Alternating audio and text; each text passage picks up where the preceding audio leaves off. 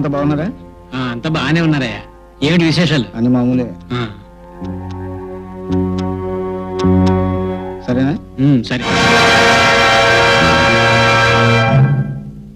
చూడండి, మీరు దెబ్బలు తింటాం నాకు ఇష్టం లేదు. ఎందుకంటే అసలు నేరస్తులు మీరు కాదు కనుక.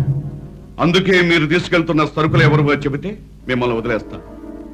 మర్యాదగా వాళ్ళు ఎవరో చెప్పండి. మీరు చెప్పరని నాకు తెలుసు, చెప్పకపోతే నేను వదలని మీకు తెలుసు. అందుకే 24 గంటలు టైం ఇస్తున్నా. మీరు గనక చెప్పకపోయారో జీవితంలో ఎప్పుడూ అనుభవించినటువంటి చిత్రహింసలు అనుభవిస్తారు.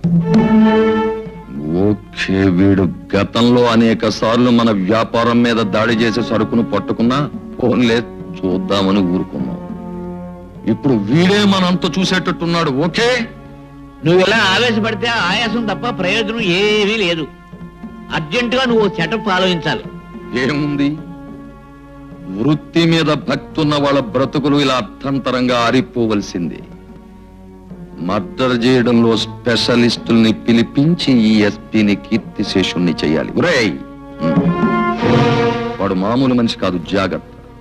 రవి, బ్రతికే ఉన్న నిన్ను వాళ్ళు పోయినట్టు భావించి బాధపడుతుంటే, నీ సొంత తమ్ముడే నిన్ను పరాయివాడుగా ద్వేషిస్తుంటే నువ్వే వాళ్ళ రవిబాబుని ఎందుకు చెప్పు? నాకు తెలిసిన నిజాన్ని వాళ్ళకు కూడా తెలియజేస్తే ఆ కన్నవాళ్ళు ఎంత సంతోషిస్తారు. లేదు జయ, నా గురించి నిజం తెలిస్తే వాళ్ళు ఆనందించరు సరికదా, నన్ను అసహ్యించుకుంటారు.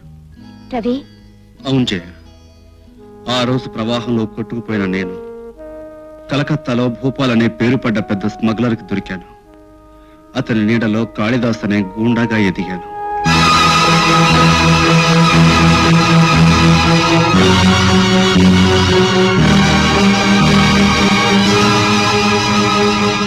అలాంటి దారుణమైన జీవితం నుంచి, దుర్మార్గపు అడ్డదారి నుంచి బయటపడ్డాను. ఆ కసాయివాడైన కాళిదాసు చరిత్రకు నిప్పు పెట్టి రాజాగా కొత్త జీవితం ప్రారంభించాను. జయ, నేరస్తుల పాలటి సింహస్వప్నంలా బ్రతికే మా నాన్నగారు తన కన్న కొడుకు ఒక నేరస్తులని తెలిస్తే తట్టుకోగలడా? అన్నయ్య అంటే అనురాగం, అభిమానం ఉన్న నా తమ్ముడు, చెల్లి వాళ్ళ అన్నయ్య ఒక గూండాని తెలిస్తే సహించగలరా? దయ, కరుణ, మమతలకు మరో రూపమైన నా తల్లి తన కన్న కొడుకు ఒక గజదొంగని తెలిస్తే భరించగలదా? లేదు జయ, లేదు. వాళ్ళిప్పుడు రవి పోయినందుకే బాధపడుతున్నారు. నా గతం తెలిస్తే రవి ఎందుకు బతికున్నాడా అని బాధపడతారు. అందుకే ఈ నిజం వాళ్ళకి తెలియటానికి వీల్లేదు. అయితే వాళ్ళకి దగ్గరగా ఉంటూ, వాళ్ళ బాధను చూస్తూ, వాళ్ళకి నిజం చెప్పలేక నీలో నువ్వు అనుక్షణం బాధపడే కంటే ఎక్కడికైనా దూరంగా వెళ్ళిపోవచ్చుగా. తల్లిదండ్రుల ప్రేమకు నోచుకొని నేను కనీసం వాళ్ళని కళ్ళతోనైనా చూసుకుని తృప్తి పడదామని కొంటున్నాను. పైగా ఎవరో దుర్మార్గులు వృత్తిని నమ్ముకున్న నా తండ్రిని చంపాలని ప్రయత్నిస్తున్నారు. ఆయనకి ఏ ప్రమాదం జరగకుండా నీడలాగా అనుక్షణం ఆయన కాపాడుకోవాలని కొంటున్నాను. జయ, నేను నిన్ను అడిగేది ఒకటే. ఏమిటి రాజా? నేను రవినన్న నిజం నీకు తప్పు మరెవరికి తెలియకూడదు. తప్పకుండా.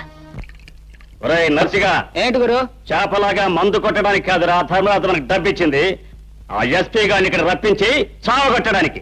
అయితే ఎస్పీకి ఫోన్ కొట్టినా గురు. చేయి. చూడు, ప్రమాదంలో ఉన్నాను, వచ్చి కాపాడండి అని నమ్మేటట్టు ఫోన్ చేయి. అలాగే గురు.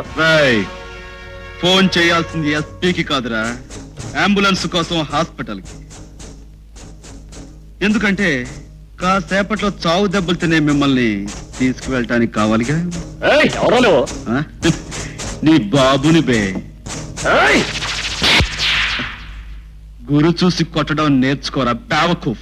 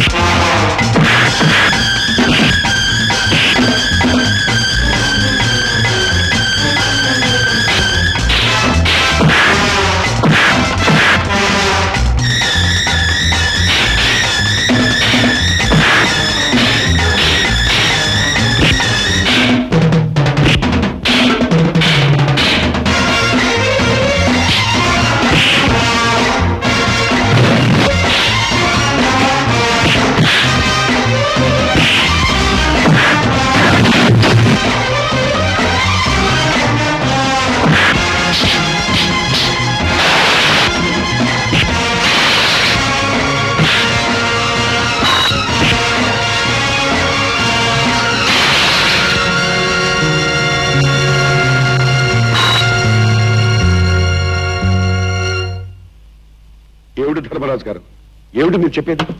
ఏం చెప్పమంటారు ఎస్పీ గారు? ఈవేళ నన్ను చూడడానికి వచ్చిన బంధుమిత్రులు కొట్టాడు ఓకే, కానీ ఇలా పొరుగురు నుంచి వచ్చిన ప్రతి వాడిని కొట్టడం మీ ఊరి ఆచారమా అలవాటా అని చెప్పేసి ఆ పొరుగురు వాళ్ళు అడుగుతూ ఉంటే నేను ఏం జవాబు చెప్పాలి? ఓకే. ఇది ఎక్కడ సెటప్ అండి? మన ధర్మరాజు గారు షష్ఠిపుత్రోత్సవం చేసుకుంటున్నారని పాపం వాళ్ళకి తెలిసి సంబరపడిపోయి వచ్చి గెస్ట్ హౌస్ లో కూర్చొని పురాణ పఠనం చేసుకుంటూ రామ్కోట్ రాసుకుంటున్నారండి. ఇంతలో రౌడీ రాజా వచ్చి డబ్బిస్తారా సస్తారా లేకపోతే రామ్కోట్ చించాలు పారేయమంటారా అని ఒకరి మీద ఒకరిని వేసి పట్ పట్ పట్ పట్ కొట్టేస్తారండి. ఈ సెటప్ మీకు ఏమైనా బాగుందా?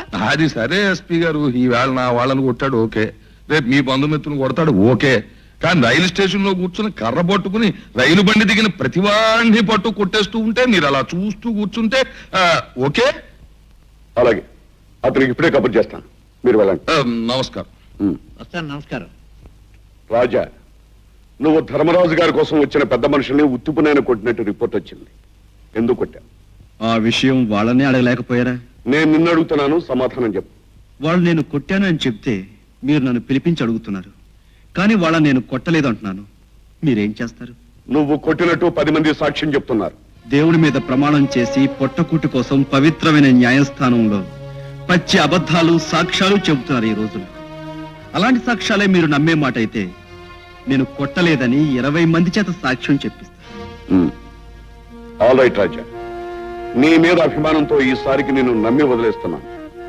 నువ్వు మరోసారి నేరం చేశావని తెలిస్తే ఆ దేవుడు అడ్డుపడ్డా సరే నేను వదిలిపెట్టను. నా ఈ కనుక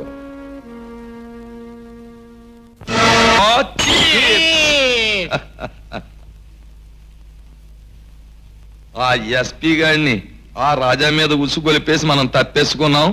ఏదో ఒక రోజున ఏదో ఒక మిష మీద ఆ రాజా గారిని కొట్లో వేసేస్తాడు. కానీ ఆ రాజాగాడు అసాధ్యుడే.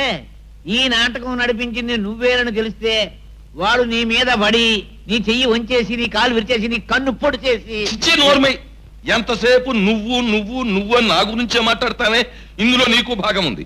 ఒకవేళ ఆ రాజాగాడికి అలాంటి దౌర్భాగ్యపు సంకల్పమే కలిగితే ముందుగా నీ ఇంటికి వచ్చి నీ పనే పట్టేస్తాడు. అసలు పిట్ట పెసలాంటి కదా నీకు. అలా అని విర్రవీగిన పురాణాల్లోని ప్రతి రాక్షసుడి పని పట్టాడు ఆ దేవుడు, తెలుసా? ఇలా వచ్చేవంట రాజా? నేను ఇందాక చెప్పిన కార్యక్రమాన్ని అమలు చేయడానికి వచ్చాడు. నువ్వు చెప్పు రాజా. స్టేషన్లో రౌడీలను అడ్డు పెట్టుకుని మీరు ఆడిన నాటకానికి అభినందనలు తెలియచేద్దామని. అంటే మాటలతోనా చేతలతోనా? నువ్వు చెప్పు రాజా. ప్రస్తుతానికి మాటలతోనే. ధర్మరాజు, ఆ రౌడీలని ఎవరు పిలిపించారో ఎందుకు పిలిపించారో నాకు తెలుసు. చూడు, ఆ ఎస్పీ గారికి మళ్ళీ ఎవరైనా ఏదైనా హాని చేయాలని ప్రయత్నించారో వాళ్ళ ప్రాణాలు తీసి శవాన్ని ముక్కలు ముక్కలుగా నరికి కుక్కలకు నక్కలకు పడేస్తాం. ప్రత్యేకించి ఆ విషయం నువ్వు తెలుసుకుంటే మంచిది. నువ్వు కూడా. ఓకే. ఏమీ లాభం లేదు. ఇమీడియట్ గా ముందు నేను హైదరాబాద్ వెళ్ళిపోయి ఎస్పీ గారి సంగతి చూసి ఆ తర్వాత వీడు ఆట కట్టించాలి. పోయి మందు. ధర్మరాజు బావా, హైదరాబాద్ నుంచి వచ్చిన అర్జెంట్ గా రమ్మని నాకు ఫోన్ చేశావు. నీ మంత్రి బాబు పదం ఏమైనా పోయిందేంటి? ఎంతసేపు మా బావకు బడి ఏడుస్తావే తప్ప ఆ రాజాగాడు పోవాలి ఎస్పీ గారు పోవాలని అడగొచ్చు కదా. సర్లేవయ్యా, ఏదో మాట వరుసగా అన్నాను కానీ అలా గిలగిలాడిపోతావేంటి? ఏమిటి అసలు విషయం? ఏమీ లేదు. ఆ అసలు సిసలు డెకాయిటీ శేషుగాడు కోసం నేను అక్కడ అనుకోకుండా నాకు అదృష్టం ఎదురైంది. ఏమిటయ్యో? ఆ అదృష్టం పేరు కాశీరాం. కాశీరాం, ఇతనే కాశీరాం. బావా, గారిడి వాడు బొట్టులోంచి చెవల పిల్లని చేసినట్టు ఇతను ఎక్కడి నుంచి తీసుకొచ్చావయ్యా? ఈ కాశీరాం ఆ రాజాగాడి పాత జీవితానికి ప్రత్యక్ష సాక్షి. ఈ ఆల్బమ్ ఆ రాజాగాడి గత బ్రతుక్కి ఆగ్నేయాస్త్రం. ఈ ఆల్బమ్ మన చేతిలో ఉండగా ఆ రాజాగాడిని పామును పట్టి ఆడించినట్టు ఆడించవచ్చు. కావాలంటే నువ్వు చూడు ఈ ఆల్బమ్.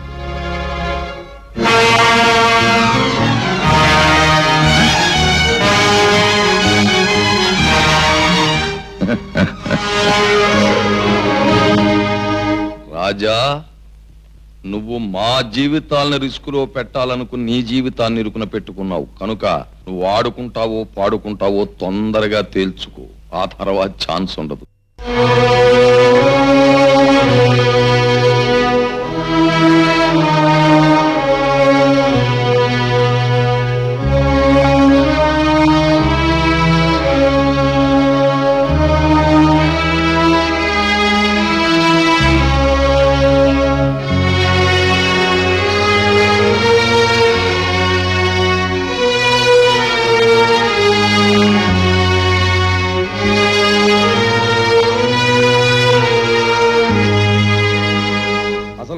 వ్యాపారం ఏమిటి, దాని భవిష్యత్ ఏమిటి, దాని మంచి అంటే అది ముచ్చటించు.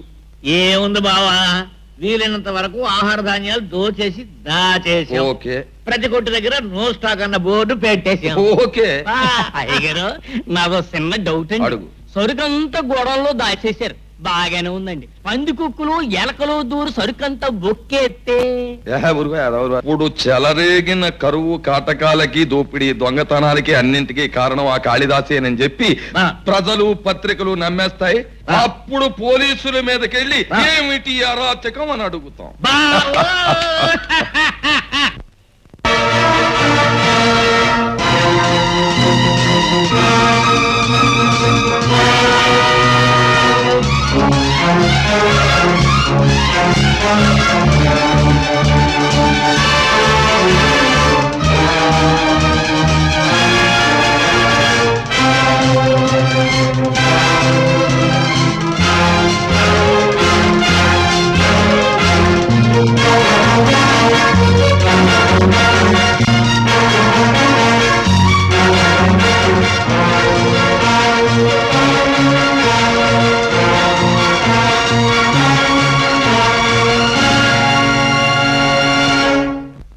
ఏమిటో మీరు యూనిఫారాలు వేసేసుకుని విజిల్స్ కొట్టేసి లాఠీలు పట్టుకుని జీపులు ఎక్కి తిరిగేస్తే ఆ అన్యాయాలు తొలగిపోసా? ఆ కాళిదాస్ గాడు ఎవడో గంటకో దోపిడి, ఓటుకో రేపు, రోజుకో మర్డరు టైం టేబుల్ ప్రకారంగా చేసేస్తుంటే మరి మీరు ఇలా ఊరుకుంటే అసలు ఈ సెటప్ ఏమిటో నాకు అర్థం కావడం లేదు. అది ఓకే. ఇప్పుడు ధాన్యం గొడవలన్నీ దోచేసి జనానికి తిండి కిందలు లేకుండా చేసేస్తున్నాడు. రోడ్లో సామాన్లు లేవు, ఇళ్లలో తిండి గింజలు లేవు. ఆ కాళిదాస్ గారి కారణంగా ఊరందరూ మలమల మాడి చచ్చిపోతున్నారు. మీ బోట్లేమో మాలాడు పెద్దోళ్ళ ఇళ్ల మీదకి వచ్చేసి రూల్స్ మాట్లాడేసి అధికారాలు చూపించేసి వార్నింగ్లు ఇచ్చేసి వెళ్ళిపోతే సరిపోదు సార్. ఆ ముద్దాయిని పట్టుకుని లోపల పెడితే అప్పుడు ఓకే.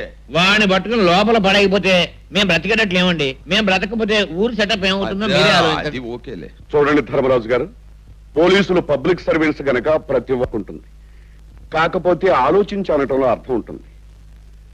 ఆ కాళిదాసును పట్టుకోవడానికి నిద్రాహారాలు మని శాయశక్తులా ప్రయత్నిస్తున్నారు. అవసరమైతే త్వరలో స్పెషల్ ఆఫీసర్ను కూడా రప్పిస్తాను.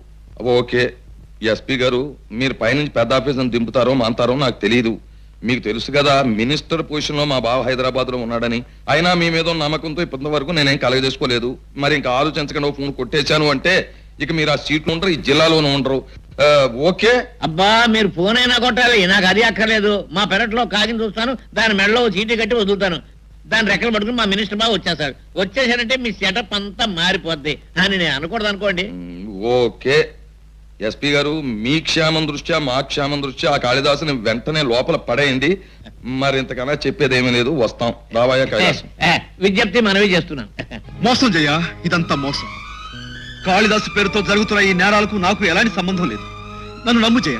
అయితే ఇవన్నీ ఎవరు చేస్తున్నారంటావు? చేసే మనిషి ఆ కాళిదాస్ పేరెందుకు ఉపయోగిస్తున్నాడంటావు? అందుకే ఇదంతా మోసం అంటున్నాను. ఎవడో నా గతం తెలిసిన మనిషి నా మీద కక్షగట్టి పగబట్టి చనిపోయిన ఆ కాళిదాసును తిరిగి బతికించాడు. ఆ పేరుతో ఈ దొంగతనాలు దోపిడీలు సాగిస్తున్నాడు. వాడెవడో తెలుసుకుని వాడి అంతు తేలుస్తాను.